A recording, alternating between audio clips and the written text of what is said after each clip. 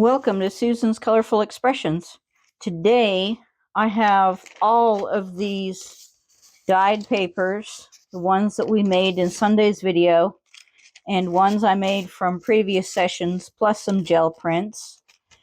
And I have enough pages now to make up a journal, but I want to decorate some of these pages as background more before I fold them into a journal.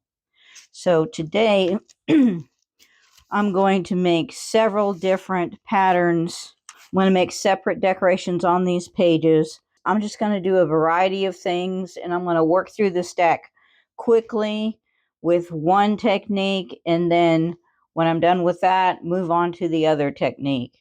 I'm going to start with stencils. I have all of my inks right next to me on the floor. I've got my sponges ready, and I'm going to just go quickly through them and add, and I may not add them to every single page because I want to use other techniques as well. I'm checking out all of my sponge colors. Okay, so now I can find everything, and we're just going to go with the flow and choose stencils, do a few, and then I'm going to drop it in the water and move on to the next one. I'm going to try to use as many different stencils as I can because I have a tendency of using the same one over and over again. I love this one, and if it's in my hand, I'll put it on every page. And so I'm going to use it maybe 3 times and then put it in the bin. All right, so I am just going to speed this up, and we're going to go through this stack with stencils.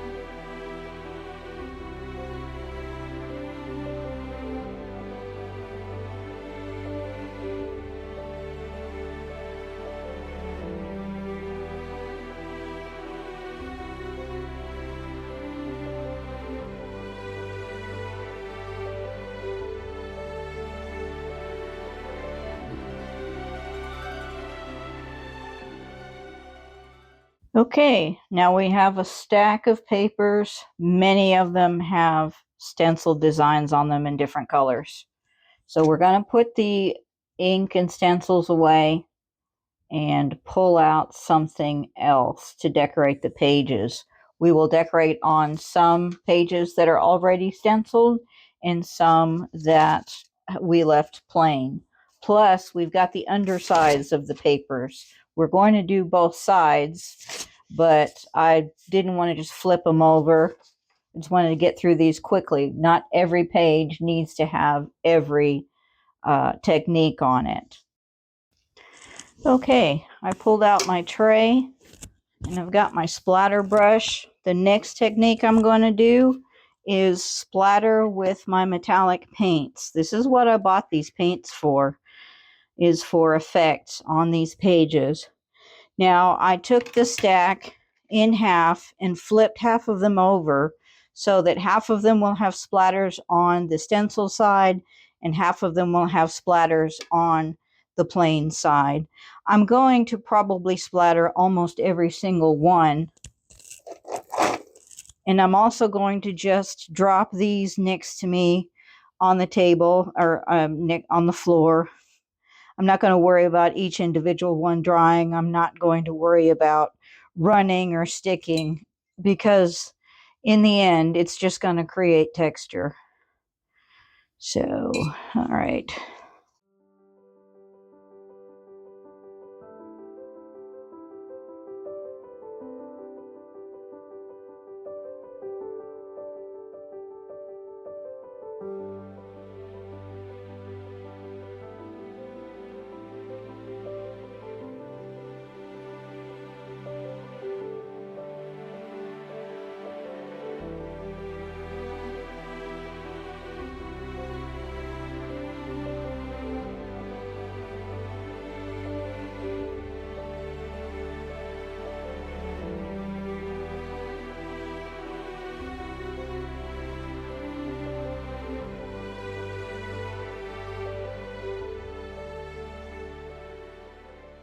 This is it. I've splattered almost every single page on one side, and now I need to let them dry, clean up, and then we will use the next decorative technique. All right, we're going to do one more decorative technique, and then we're going to call it finished. I don't want to decorate my pages so much that every one of them looks like a focal point. But I wanted to show you the dots of metallic really faded into the papers and just show up as bright, shiny spots. They really look wonderful, and I like them a lot. I'll be using those metallic paints again. These are pretty pale. I bet you this one was picked up from the one below it. I love this page. Now we're going to work on the bottom side of these pages. I pulled out only 6. And what we're going to do is make some metallic borders. Yes, I love my metallics. So I pulled out some paints that will go with my colors of pages that I picked. So we've got a variety of different metallic paints. And that's what we're going to put on these. I'm going to use an old HeartGuard gift card. If you use HeartGuard, they give you like $15 on a gift card. That's empty. And so we're going to put some here. You just need a really small amount. Whoops. Smaller than that. I like to use the cards because you can get the thinnest coverage. Let's put some over here. There we go. I'm kind of doing the edges to make it look like there's a border. If this were a middle spread, it would look like it was bordered.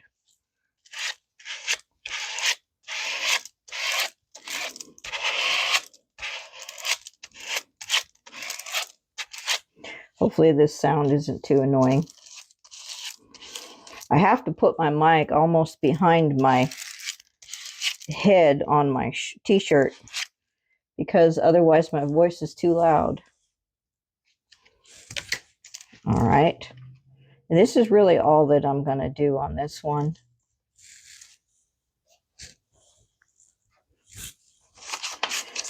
Whoa, this one needs a little toning down. So I like the color, but this side is a little bit better and it's got some splatters on it. This one's crazy. So I'm going to use my copper and cover the whole thing with a very thin layer.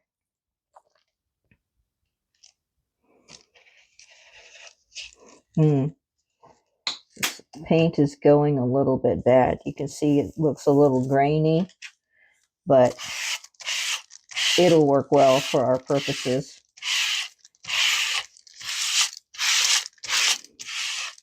Your colors are still showing through. You can still see that neon.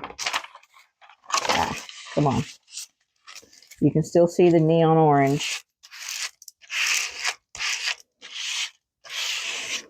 Like I said, I can't be trusted with neon paints, y'all. Don't give me neon paints. At least with metallics, to me, it doesn't get so over the top too quickly. All right. And then I'm just gonna get rid of the paint by doing a little bit of a corner.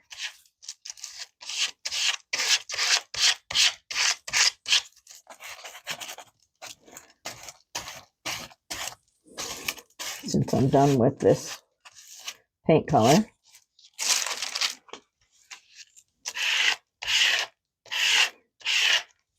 There we go. That looks really nice. But what I like about acrylics are mostly they look the same when they dry. I have a damp sponge. I'm just going to get rid of the rest of that gold. Now this one, I love this color. This was watercolor only, and it looked very dark when I painted it, and when it dried, it was this very pale blue color. And I was real surprised and a little bit disappointed. Actually, I have a steel blue. This one needs a lot of shaking. It always comes out with a bunch of binder at the top. This is what happens when you buy really cheap craft paint. Whoops, it doesn't even want to, my lid is stuck on. So I'll just use my brush and get it out of there. Come on.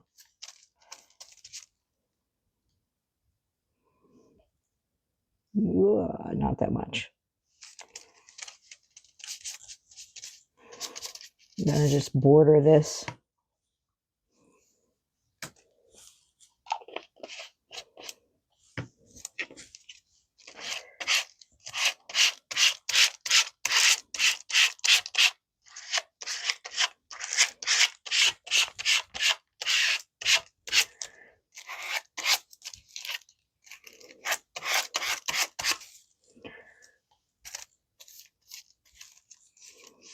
And see how this stuff doesn't even, I may just have to use the brush with this.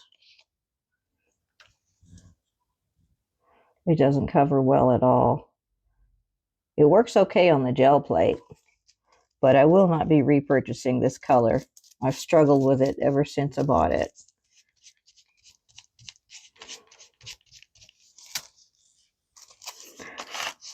Come on.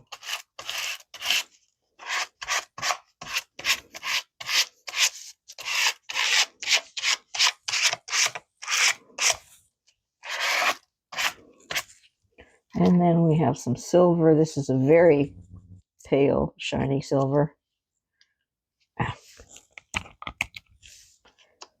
which will look good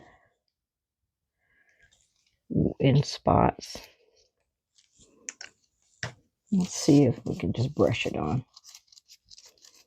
There we go.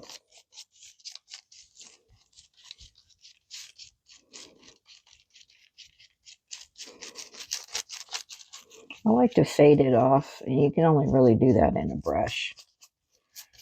This one kind of disappears, but it does have a metallic sheen to it.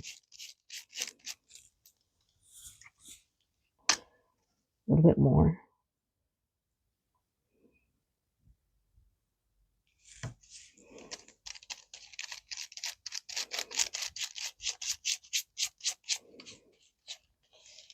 Now, of course, you'll do this to your taste. If you don't want to use metallics, pull out some other colors and just complementary or contrasting colors, and just add it to a few of your pages.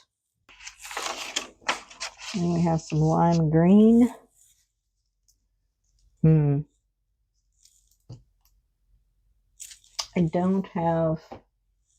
I do have some really, really bright green paint, but I think that's overkill. I think I'm just going to knock back some of the bleed through and leave it at that. Actually, I'm going to use silver. And don't always put the obvious, you know, there's silver and blue, red and gold. Mix it up. Put rose gold on a purple background. See how it works. You can always do test swatches if you wanted to, but this is going to be in a junk journal. These are base pages. They're going to get decorated. They're going to get changed as you put things on top. I don't like the silver. It's just enough, and it doesn't really interfere with the rest of the color, especially if you really feather it in.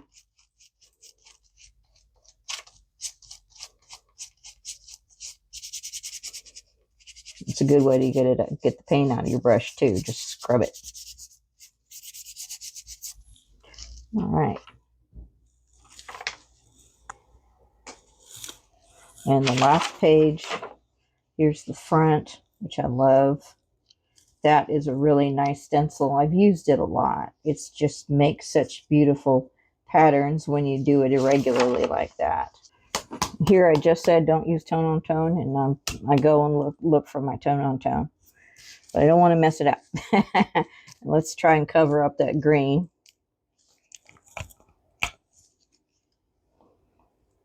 Yeah, these were last used in a big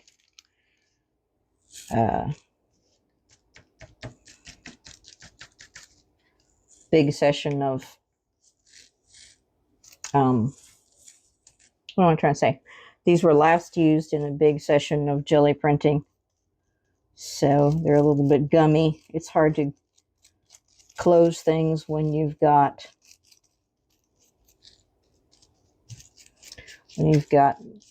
paint everywhere. And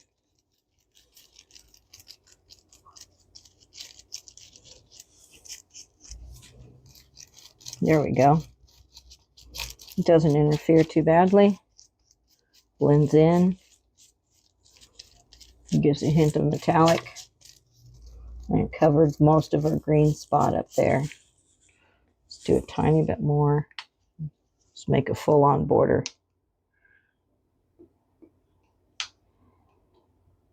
So can you see that this is going to be a very boho journal when I get it put together? It's going to be bright colors, some metallics. I'm going to have to look up at other boho journal styles. I mean, they have a lot of pattern in them too, which I will add as we build the pages. I won't put on the pattern very much right now. I mean, I did use the stencils, but I'll use even more in bolder patterns when we make each individual page. Okay. A little bit on the back, that's okay. It actually looks like part of it. So there we go. Those are, I'm not going to do any more than that because some pages I'm leaving completely blank with just the color. Some pages only have dots. Some pages only have stencils, so that we have a break from all the crazy. And when these dry, I will bring out the full stack and we'll take a look at them. Got a little extra paint on it. So that's it. 6 decorated pages with metallic acrylics. Here's my painted pages. This one had the paler green and I didn't like it. So I pulled out some color shift folk art paint, very brilliant green, and added some more bling to it. I don't know if I like it or not, but I'm keeping it in the journal because why not? Because I like this page. And if it comes to that page and I don't like it, I can always cover it up with a book page or something. Here's the purple with its bling. And then the first one, I was a little bit conservative with the first one, but that's okay. I also like the pattern that the watercolor made. Here's our steel blue. And the other green. And the toned down orange. A little bit of gold on the back. Now I have a giant stack of stenciled, painted, and splattered pages, and I'm finally ready to make my junk journal. And I even found more papers in my stash. These are gel prints. I'm going to put these in there as well because this is going to be a super colorful journal. It's just another gel print with what's it called? Deli paper. There's some more deli paper. So these are going to be fun to add between the pages of these more solid.